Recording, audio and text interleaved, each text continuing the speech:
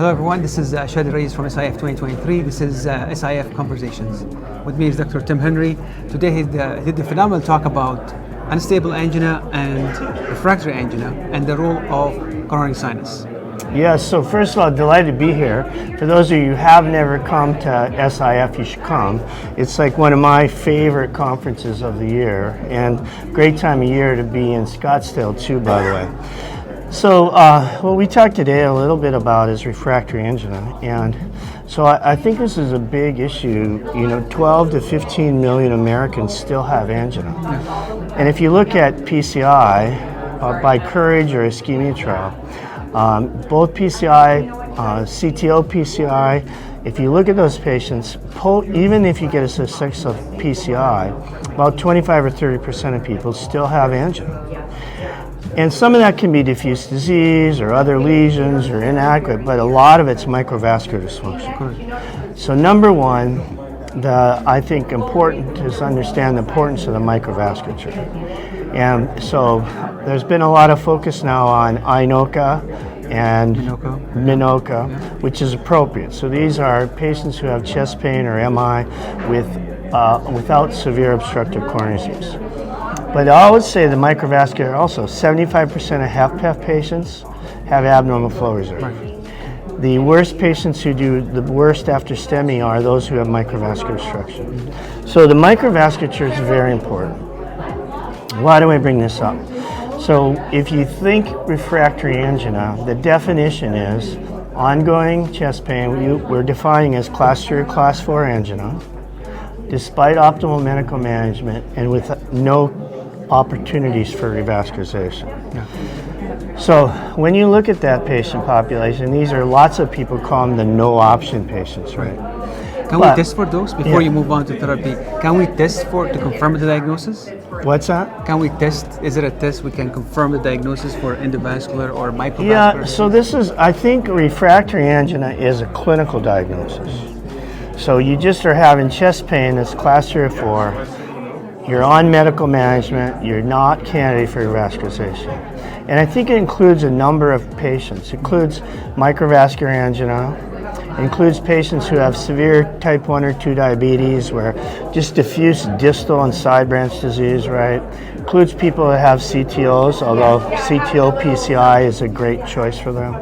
It includes the patient who's had 2 or 3 bypasses and 17 PCIs, right? Really advanced coronary disease. So all of those patients fit into this refractory angina. But one of the key things is, what are our options? So after you do medical therapy, the only things approved are EECP and TMR. And TMR, I think none of us would really do that now because it's more risk than benefit. So the good news is there's a lot of new options out there. And one of them is the coronary sinus reducer. So this is approved in Europe. It is a hourglass-shaped stent that you go into the internal jugular vein, you go into the coronary sinus, and you implant it in the coronary sinus.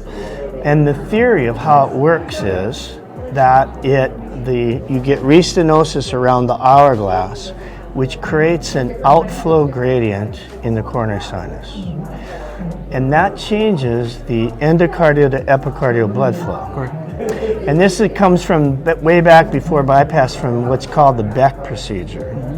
But here's what we know.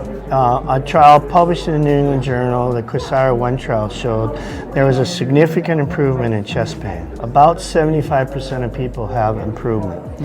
And so right now we're randomizing patients, and it's called the COSIRA 2 trial. And so if you have a patient who has refractory angina and there's no options, send them to us or find a site that's in COSIRA 2. Or if you're interested in being involved, give me a call. I'm the national co-PI with Greg Stone.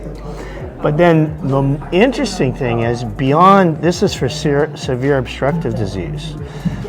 I think the exciting thing is, it looks like the reducer may work for microvascular angina as well. So that's what we're thinking. So that's what we talked about today. I think number one, these patients are out there and have horrible quality of life. You can make them better. So think about it, find options to make them feel better. Thank you so much. And in terms of outcome and follow-up, how many, the number you're recruiting and how many you need and what's the primary outcome? So we're looking to enroll about 380 patients. It's an adaptive design, so that can increase to about over 700. And the primary outcome is improvement in exercise time. So everyone has to do exercise treadmill tests, and we do 2 to get a good baseline. And the goal is, can we improve exercise time? Of course, we'll be looking at angina as well. We'll look at safety, but right now more than 4,000 have been put in, and the safety looks excellent. We pretty much know that already. Well, for everybody out there, you heard the Coursera trial and 2, and then recruitment is open now. If you have any question, please reach out to Dr. Tim Henry. I will leave his comment, his email in the comments. Watch this video and others on SIF 2023. And come to SIF next year. Yes, SIF 2024.